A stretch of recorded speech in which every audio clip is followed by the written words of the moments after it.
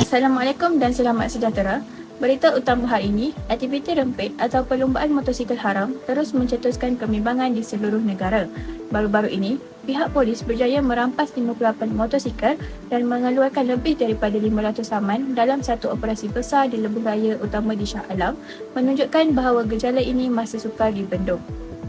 Selain itu, Jabatan Pengangkutan Jalan juga memberi amaran bahawa lesen penunggang yang melakukan aksi berbahaya boleh dibatalkan sebagai sebahagian daripada langkah tegas mengatasi masalah ini. Untuk liputan istimewa, kita bersama wartawan kita di lapangan. Terima kasih, saya kini berada di lokasi tumpang pelang rempit di kawasan hotspot aktiviti motosikal haram. Aktiviti ini sering dilihat berlaku pada waktu malam dan hujung minggu, di mana penunggang berlumba secara melulu seringkali tanpa memikirkan keselamatan umum. Baru-baru ini, satu rakaman viral juga menunjukkan individu yang ditemu ramah pelancong cuba menafikan dirinya sebagai mak rempit.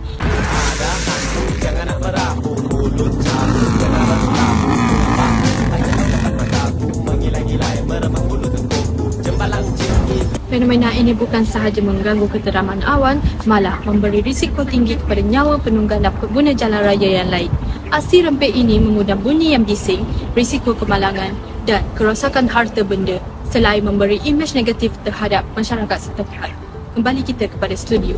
Masalah rempit memberi kesan luas, bukan sahaja dari segi keselamatan jalan raya tetapi juga kualiti hidup komuniti.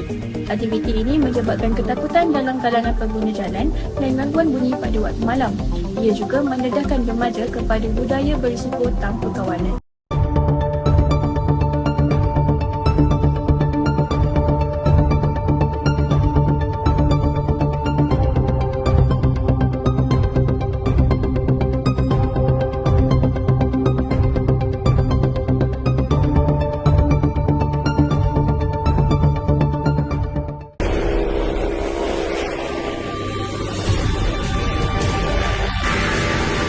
Faktor utama gejala ini termasuk pengaruh rakan sebaya dan keinginan untuk menunjukkan keberanian serta kurangnya aktiviti alternatif yang positif dalam kalangan remaja.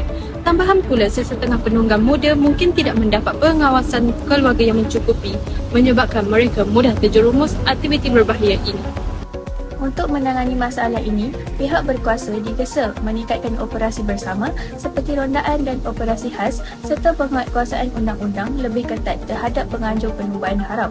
Di samping itu, pendidikan keselamatan jalan raya perlu diberi penekanan di sekolah dan masyarakat. Sementara, ibu bapa perlu memainkan peranan aktif dalam mendidik anak remaja mereka.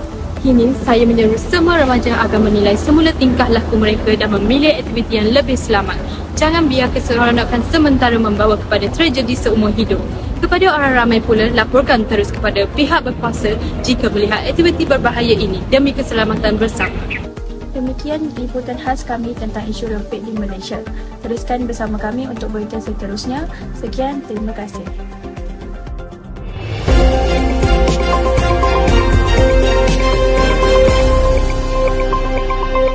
Audio Jungle.